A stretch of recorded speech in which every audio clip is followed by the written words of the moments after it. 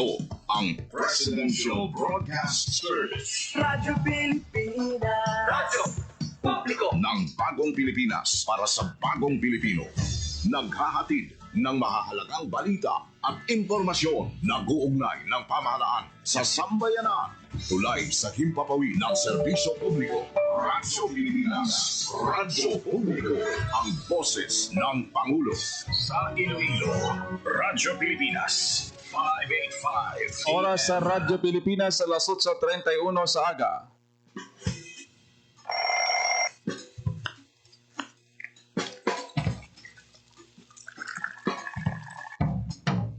Aga sa Iloilo. Masapo.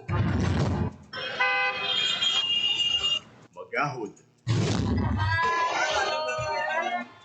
Mabagsik. Panibagong adlaw pagkatapos ng paghuway sang gabi antes. Bagong nga paglaom. Isa naman kapag lumakas sa matahong nga palaabuton. Iloilo Morning, ang programa nga kaupod ninyo sa pamahaw kunaga. Magadulong sa labing ulihi nga balita. Mga istorya halin sa Iloilo, kag iba nga bahin sang rehiyon. Mga ginahuluhang balan, kag mga trending topic sa social media.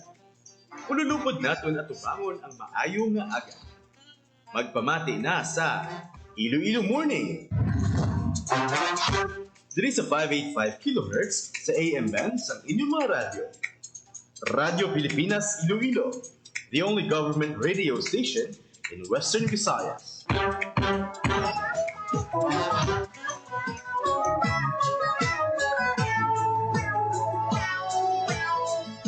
Mayong aga Pilipinas, good morning liwat Western Visayas. Welcome sa Iloilo Morning Program. Subong adlaw sa Huwebes, July 17, 2025. Inyong kaupod, inyong alagad. Sa Gyapon, Junel Baclay, ulupod kita tuptob alas 9 takna sa aga diri sa aton siniyang programa Iloilo Morning. Ulanon aton sininga tiyempo sa palibot sang syudad sang Iloilo. That's why ang klase halin sa kinder hasta sa senior high school suspendido diri sa may Iloilo City. Sa bahin sang probinsya sang Iloilo kunit na magsala lapit na sa 20 ka mga LGUs ang nagdeklara sang suspension sang face-to-face classes bangod sang ginalauman pagbubo sang mabaskog nga pag-ulan.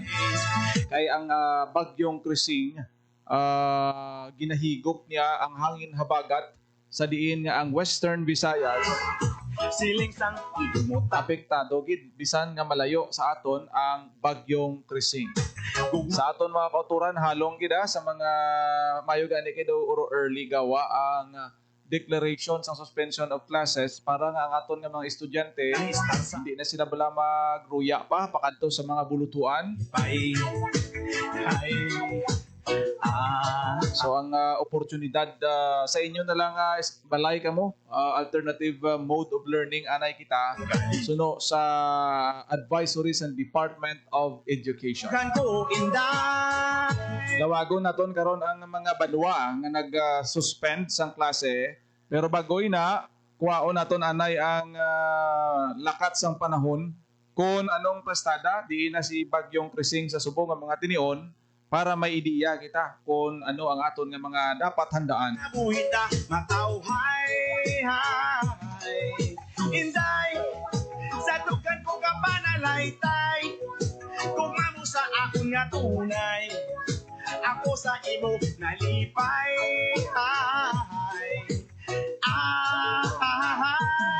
sa imo panglakat, matakuga mudlat, sa imo kagayon, matakuga dilipat, ang imo nga supat, malapor sila na, ang dugan ko inday, kay gali na gumpang, wow, yeah,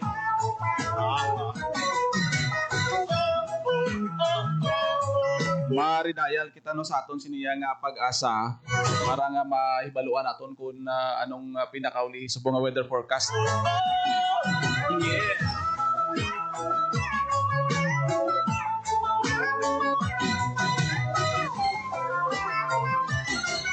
Inday, sa imo pag-iay, si Tutok Gatulog ang Yari na sa aton siningalin niya si Sir Charlie Depra sa pag-asa sa paghatag sa aton sa pinakaulihi nga lakat sang panahon. Sir Charlie, good morning.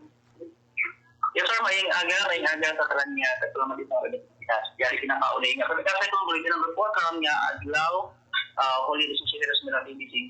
Ang typical depression sa sikrising nga na-maintain sa gihapon na yung sintamasyon sa kamasagon samtang nakakulat pa nakatunggan namin na nakatunggan sa kadagatan sa nasidlangan mga Bicol region. Alas 4 kayo na sa agaw, linan si Platan ang sentro sa tropical depression na sikrising nga bulabanta ba sa talan niya available data. Ngayon sa 500 sa 35 kilometro na sindangan sa Kuban, Sorsogon. May kamasugon naman hindi nga hangin magalabot sa 55 kilometro per oras malapit sa sentro. May pagmandos magalabot sa 70 kilometro per oras. Magahulaga naman hindi pa nakatunggan ang minakatunggan sa 15 kilometro per oras. Dahil sa Western Visayas, marigular na sa Iloilo, kagalakit ang Negros Island na region, magapangibabaw ang occasional rains na sa southwest monsoon. Makasarangan naman ng hangin, magalita pagkata nakatunggan pa nakatunggan, magadalasang makasarangan niya pagbalot sa karagatan. At sa temperatura, nasa 25 hanggang 30 degrees centigrado. Adlaw nag-tanggal 5 kayo sa aga, magatunod alas 6 sa 65 pero sa hapon. Ikaw rin pinakawaling na pagpapanahon, hindi ka rin sa Iloilo, Pag-asa, sa Lideta. Damo sa mga eskwelahan ta sir no nagdeklara sang suspension sang klase. Gina-expected man naton nga mangin maulanon gid mataas ang rain volume naton subong adlaw. Yes, so makasasal sa mga pagulan karon nga adlaw dalain sa southwest monsoon nga ginaharap sa sining depression nga sigresing ano may mga occasional rains ang bilog nga Western Visayas pareho sa mga pagulan. Madamo ka salamat Sir Charlie sa time nga ginatag mo diri sa Radyo Pilipinas Iloilo. Good morning and God bless sa inyo dira sa Pag-asa. Nabatian si Sir Charlie Depra sang Pag-asa ti ginalauman gid nga ang aton nga southwest monsoon magadulot sang madamol nga pagulan diri sa Western Visayas including ang Negros Island region. si Tutok May mga pictures mo gani dito sa Aklan, perti ka damo sang tubig. Sa Ibahay River daw kapamangpang na sa flood control no, o kung sa mga floodway no dito sa may area sang Aklan. hindi Sa nagdiga dito sa Northern Iloilo, grabe man ang baha sa San Dionisio. Halong gid sa mga flood prone areas naton. sa imo pang Hindi na magpakatiga pa ko ng aton nga mga LGUs magpanawagan nga mag-evacuate kamo. sila na ang dugan ko. Mo gina ang unahon nyo gid ang kabuhi ninyo. Paida ang mga gamit sa balay. Gali na kung Kung may time kamo nga mag-evacuate early, mas maayo para ngati budlay na mag-evacuate ka nga ang bulyada sang tubig.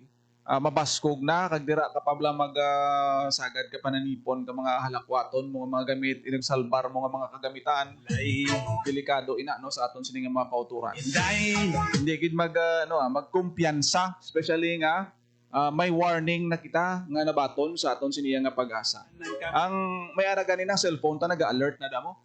Ginapadalan kita sinasang alert may ara na nga nag-send sa aton sa mga advisories lapit sa automatic ina nga ma-receive naton kung may mga ulan halimbawa ara sa red category sang rain ang amo sini nga lugar di naton ina pag-ignore kundi gamito naton ina nga warning para mapostlan ina sa aton sini mga kauturan especially kung ang imo lugar ara sa landslide prone areas ikaw ara ka sa hikyad sang suba o kung may ara sing mga threat sa storm surge pangabuhita balanta mo naman ning hampang subong iyang tig-ululan.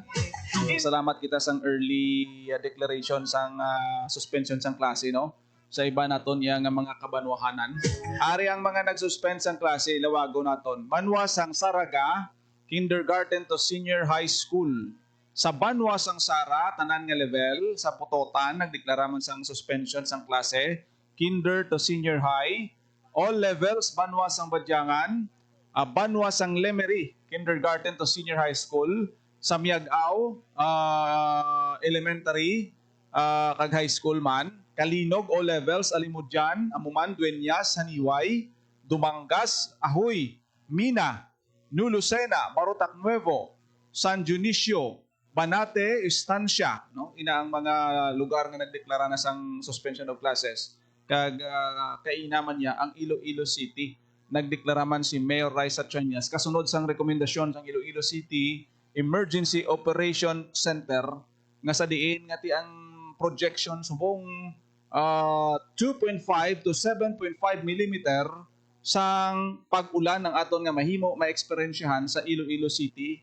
Kag 100% gid ang cloud cover ang galom ta. O silingon daw ma-miss sa gid guro subong nga makitaan si Haring Adlaw sa Kalangitan.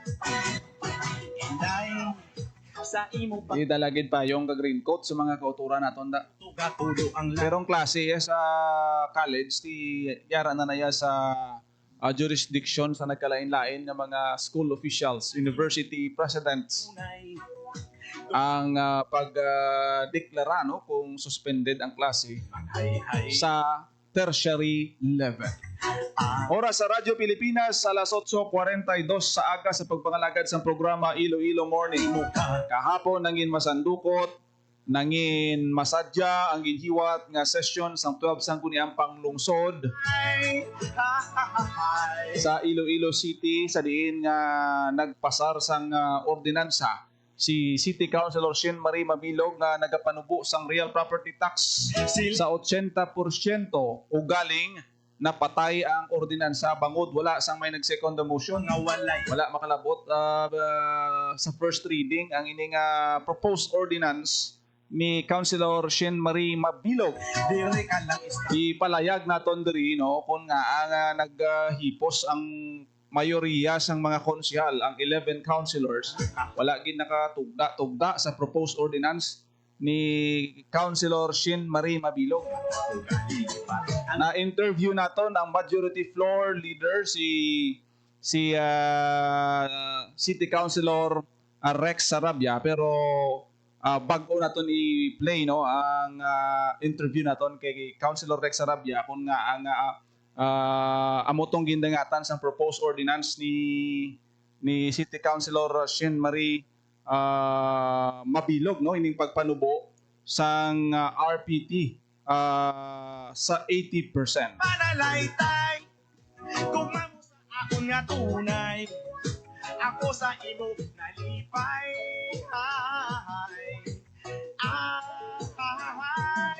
sa imo panglakat matakugamudlat sa imo kagayon matakugalipat ang imo nga supat. I-play naton ang aton sini nga interview kay City Councilor Rex Sarabia, ang majority floor leader sa Iloilo City Council sa sini pag suspended o kung pag basura sang proposed ordinance ni City Councilor Shin Marie Mabilog o kung ining 80% reduction sa RPT. Si City Councilor Rex Sarabia, majority floor leader sa Sangguniang Panglungsod. Nga discount. Actually, nag-propose siya for first reading sa reduction sa RPT.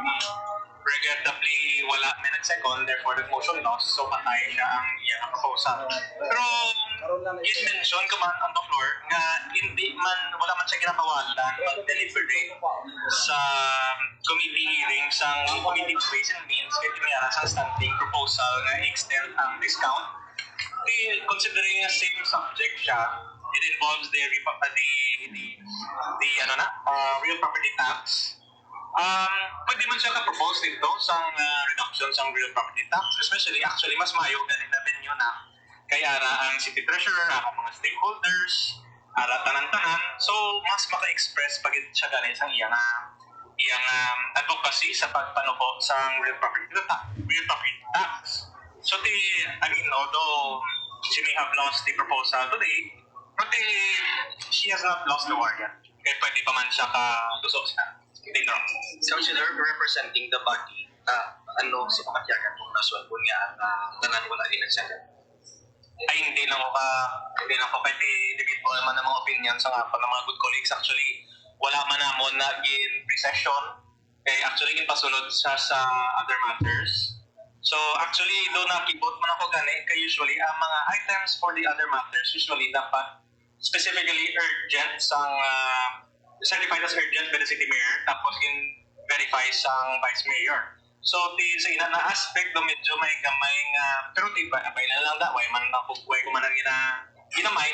Pero ako yung personally, I don't think, I agree with the measure. Siguro, iban ko ng mga colleagues, kasi independent man ang pag-analyze na.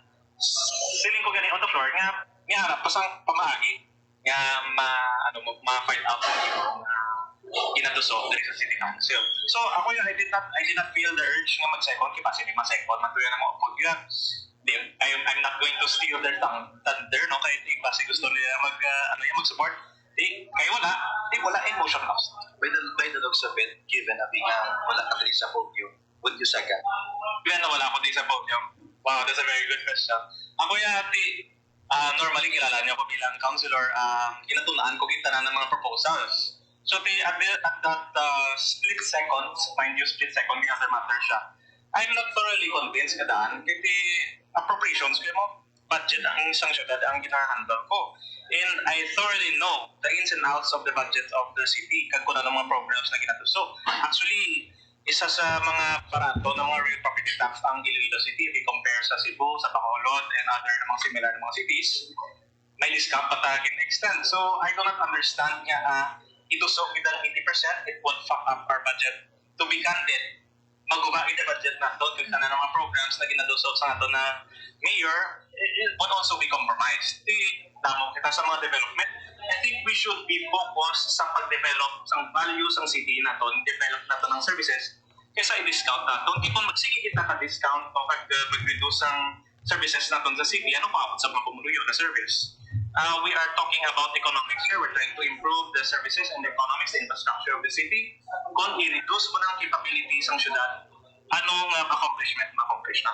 So, nabatian si City Councilor Rex Sarabia, ang majority floor leader sa aton siniya nga Iloilo City Council. Kasunod sang sining pagbasura no sang makatapo sang sangguniang panglungsod sa proposed ordinance ni Councilor Shin Marie Mabilog nga pagpanubo sa 80% sa RPT. Si Councilor Sarabia among mananagapungko nga chairman sang Committee on Appropriation. So suno sa iya nga hindi pa man ulihi ang tanan bangod kami naka-schedule nga committee hearing ang Committee on Ways and Means. Sa diin dito na istoryahan ang proposed reduction kag ang extension abi no Kapulo ang lawas. sang sining implementation sang RPT dito na istoryahan ti sano sa kay Councilor Sarabia ti pwede pa na dito mapalabot ni Councilor Mabilog ang iya siniyang mga luyag matabo no o kon amendments sa sining gina-propose nga RPT reduction. Pamatian naman naton ang reaksyon ni Councilor Mabilog kay daw wala ganyat nagsapak sa iyang nga proposed ordinance kapon. Wala nag-second the motion ang bisan sino nga miyembro. Ti daw karyos lang daw nanukto ka bala. Nanukto ka sa portahan tapos wala sa may nag-agree sa imo. Daw mo sina ang senaryo kapon. Pamatian ta ang reaksyon sang ni Councilor Shen Marie Mabilog na nag-propose ng sining ordinansa nga ginbasura sang katapos ng sangguniang panglungsod kahapon. Si Councilor Shen Marie Mabilog. Na-cancel ang motion kaya wala may nag-second. Di ang sa ako niya naman nasa labton sa aton nga City Council, siyempre majority ang gadaog mo.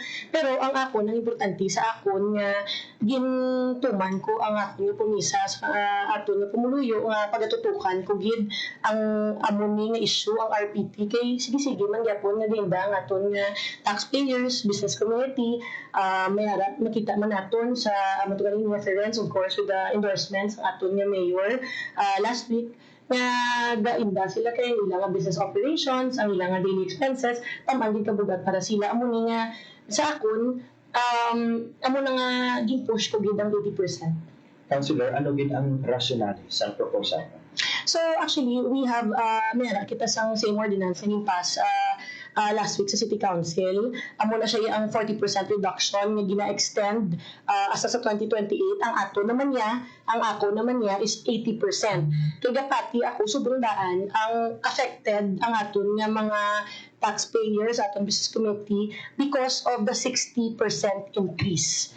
Ang assessment to mas affected sila sa increase. So, ang atong 60% increase because may 40% nga gin-reduce.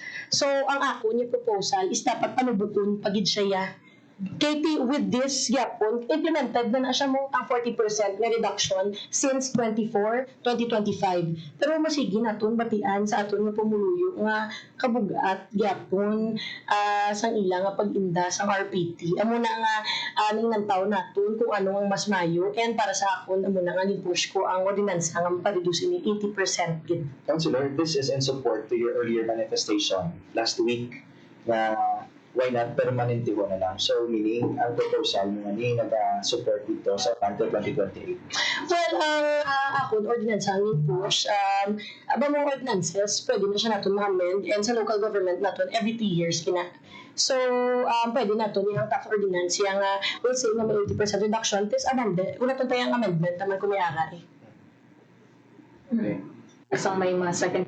Parang kami nga councilors, I think we are may kami sa right, to pass legislation, to propose legislations. And nakita ko ang amuning ordinansa, urgent insa, need siya sa tao. And pati ako yung syempre fair ang aton nga sa mga na panglusyon diri sa city. Actually, wala akong mag-expectar nga wala sang may masecond. But again, we adhere to the majority, pero tinila na yung sa labdon sa taxpayers naton kaya makita man naton ganin yung kadamo gid sang actually wala na implement ang 100% kundi ang 60% lang amo na iya ang ginareklamo sang aton taxpayers ang implementation na 60% kay because 40% lang ang reduction amo na nga nag-move kita nga for mas mayo kita ni nga 80% lang. Nabatian si City Councilor Shin Marie Mabilog ang proponent sang sining ordinansa kuntani nga nag-reduce ang RPT sa siyudad sang Iloilo sa 80%. The first ordinance ni bagong pungko man ni City Councilor Shin Marie Mabilog wala, hindi naging matagumpay kumbaga sa sangguniang panlungsod. Pero sa gyapon tiyan mo ginihampang sang numbers game no sa majority and minority. Bantayan ang dugang sining mga updates kay mayara pa sang hearing ang Committee on Ways and Means. Kag ma-attend man si Councilor Mabilog kung wala ay madala sa session kapon sa committee hearing may tsansa pa nagalaon pa siya nga may tsansa pa ang iya siniya nga proposal sa sining hiwaton nga committee hearings ang Committee on Ways and Means. Oras sa Radyo Pilipinas alas 8:53 sa aga sa pagpangalagad sa programa Iloilo Morning sa aton sining nga mga kauturan dira nga mga banwa bala. Bantayan nyo sa Facebook page naton kay ginaanunsyo na da kung ano nga mga banwa ang nagdeklara sang klase o kung sang suspension sang klase. Pinakaulihi diri ang Pasig City gindeklara man ni Mayor Stephen Palmares nga wala klase sa Pasig City. Ini ang ginanunsyo ni Mayor Palmares sa iya sining social media page. Grabing ulan dito sa may Pasig, Northern Iloilo, hasta sa Capiz kag Aklan. Daw medyo mas maayo kung araan sa puluyan nilang mga estudyante ta. Mga 20 municipalities kag Pasig City abi nag-declare sang suspension sang klase kag include na dra ang siyudad sang Iloilo. Sa imo kagayon matakuga dilipat ang wala na kita tiyempo diri sa atong siniya nga programa sa Iloilo Morning. Ang iban pa nga mga balita bantayan na lang sa iban pa nga mga programa sang Radyo Pilipinas Iloilo. Ako nagid lamang inyo alagad Janelle Baclay. Mayong aga Pilipinas. God bless Iloilo. Radyo Pilipinas, Radyo Publiko, Radyo Pilipinas. Ang inyong tulay sa himpapawid ng serbisyo publiko. Ang Presidential Broadcast Service, Radyo Pilipinas, Radyo Publiko. Radyo Pilipinas, Radyo Publiko. Kinilala ng pang-international at prestigyosong Asia Pacific Broadcasting Plus Awards 2025 para sa kategorya ng Government Streaming. Ito ay dahil sa epektibo nitong pagsasanib ng mga tradisyonal na media tulad ng telebisyon, radyo at print para masabayan ang mabilis na pag-inog ng mundo ng digital at social media tungo sa mas epektibong paghahatid ng mahahalaga at napapanahong mga impormasyon sa mamamayang Pilipino. Kinilala rin ang Radyo Pilipinas dahil sa patuloy na pag-akyat ng rating. Ngayon ay matatag sa pang-4 na pwesto sa Mega Manila ayon sa pinakauling Nielsen Radio Audience Measurement Survey. At sa social media, nakamit ang mahigit 2,000% pagtaas ng bilang ng mga sumusubaybay sa Radyo Pilipinas page sa unang bahagi ng 2025. Patunay ito na ang inyong Radyo Pilipinas Radyo Publiko ay tunay na kaagapay ng inyong pamahalaan sa paghahatid ng serbisyo sa mga mamamayang Pilipino. Mula sa aming lahat, sa ngalan ng inyong pamunuan at mga kawani ng Presidential Broadcast Service, kasama ang inyong mga himpilan ng Radyo Pilipinas sa buong kapuluan. Maraming salamat po sa inyong lahat, sa inyong pagtangkilik at pagkilala. Radyo Pilipinas. Radyo Publiko.